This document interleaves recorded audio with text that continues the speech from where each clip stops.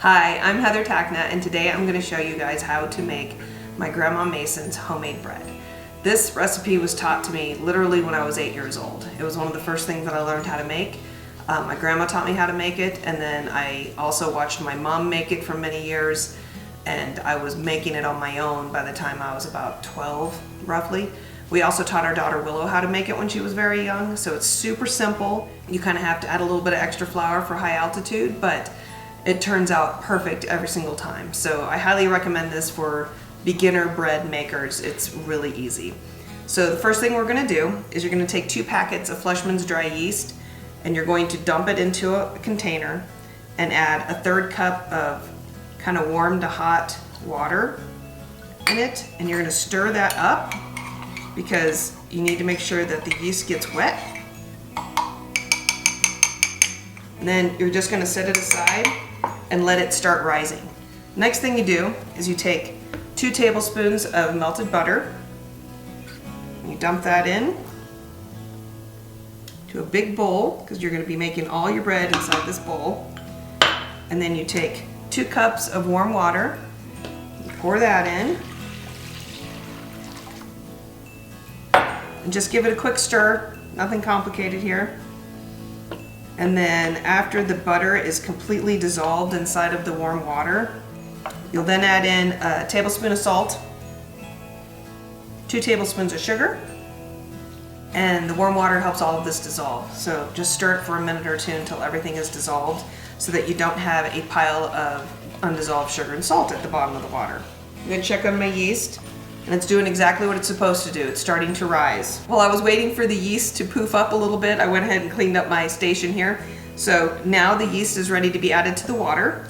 So you just dump it in and make sure you scoop it out so you get all of the yeast that's in there, and then stir that together. Now it's time to add the flour. So the flour really varies depending on the altitude. Because we live in Colorado and we live above 7,000 feet, we actually have to add a little bit more flour, but Grandma always kind of winged it. So she would put in about a cup and then stir it, and you just keep doing that until it forms a sticky enough ball that you can pour it out or pull it out onto a floured surface, and then you'll knead it on the surface and it'll go back into the bowl. So I'm just gonna add a couple of cups of flour to get to the consistency that I want. When I was a little kid, my Grandpa Mason, he loves the end of the bread, and I love the end of the bread, and we would fight over who got to eat the first piece. So take some flour, you're gonna put it all over your dough cloth, kind of spread it out, and then you're gonna take the dough, pull it out. It kind of looks crazy in the beginning, like there's no way you'd ever be able to make this into a ball, but it really will come together. So you're going to take some flour and sprinkle it on top, and then you just kind of swirl it around for a little bit to make sure you can actually grab it, and you start kneading it. So lots of recipes I see talk about, okay, you're going to knead the dough for approximately 5 minutes. I've never set a timer on this. It's really all about what it feels like. So what you want is a nice firm ball that sticks together, that you can easily handle, but you don't want it to be so firm that it's tough. And adding a little bit of flour as you go to help add more flour to it and to help it not be so sticky. And see how it's coming together in a nice tight ball. And one trick when you're kneading and you can tell it's not ready is it'll feel loose when you pick it up, like it's not holding together. And when it's getting close to being done, it holds together a lot easier. It feels like one big cohesive piece. So then I'm going to turn it over.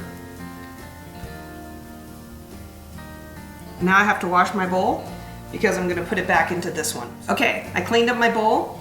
I took some butter and I buttered the inside of the bowl. And then I'm going to take the loaf and I'm going to just place it inside of here. So this bread can be eaten with anything. My favorite way to have it is toasted with peanut butter and hot chocolate. That is my most favorite thing in the world. It is a guilty pleasure, but you can have it with stews, you can have it plain, you can have it with jam on it, you can make toasted sandwiches with it. You can make anything with it. It has a nice, dense, chewy taste to it. So What we're gonna do is cover this up. I'm gonna set it aside. You wanna make sure it's in a nice warm place, not in an oven. And we're going to let it sit there until the dough doubles in size. Then we'll punch it down and we'll let it rise again until it doubles in size, and then we'll roll it out. We'll make 2 loaves. It will raise again until it's doubled in size, and then we'll bake it. This is double in size to what it was when I originally put it inside of the bowl. So you just take your knuckles and gently tap it down so that it deflates. You'll see the air holes. You don't need to do a whole lot. And then we're gonna put the towel back on it, and it's gonna be about another 45 minutes to an hour so it can double in size again. So now we're gonna divide it up into loaves. Gently pull the dough out of the bowl. And I always eyeball this. I'm not super specific about it. The goal is to make 2 evenly sized loaves. I always end up having one that's a little bigger than the other, but that's okay. So I just kind of look at it and go, okay, well, this looks like it's half, and I divide it up. And put this back in the bowl for the moment. And then we're gonna roll it out into a rectangle. And the goal of this is to make sure you get all of the air bubbles out. If you've got air bubbles inside of the dough, it creates pockets inside of the bread, and you want a nice chewy consistency, and if there's air pockets in there, that messes with that. So you don't want to push down too hard, you're just rolling it out. That looks good. Now I've got 2 pans prepared here that have been pre-sprayed with baking spray. So you just roll and tuck. And again, you don't want to be super tight with everything because it will need to expand.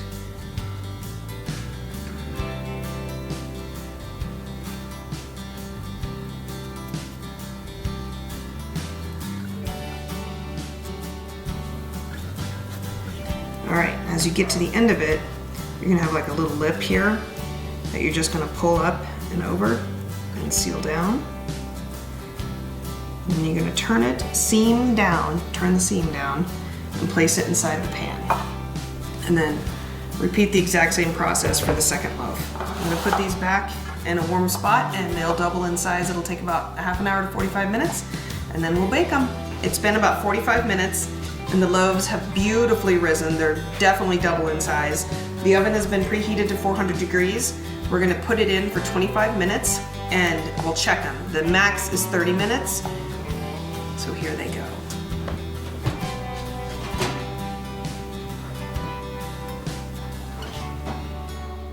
The 25 minutes is up, so I'm going to check them now.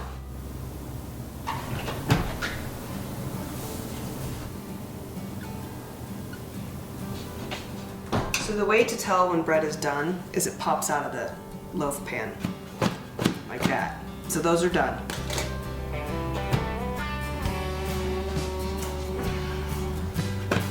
There. So I'm gonna put them onto the cooling rack.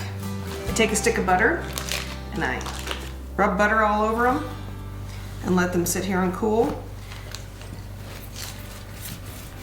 I use unsalted butter. You can use whatever you want. Salted will obviously make it taste a little salty. And I just butter the whole thing, the sides, and that gives it that nice golden brown look. So I'm just gonna take one of the loaves. It's still warm, it's gonna be delicious.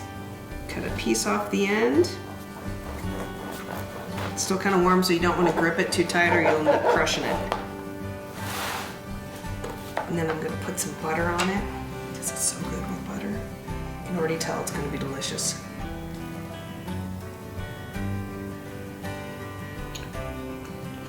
It's so good. This is the best bread ever. It's so chewy and dense and delicious and still warm, and when you add the butter to it, it's just absolutely heaven. So I hope you enjoy it. Make sure you subscribe, like, and ring that bell. Thanks.